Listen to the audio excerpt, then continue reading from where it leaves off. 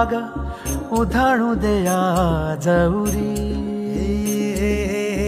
उजाडू दे आज साकड हे माग होऊ दे पहाट नवी आता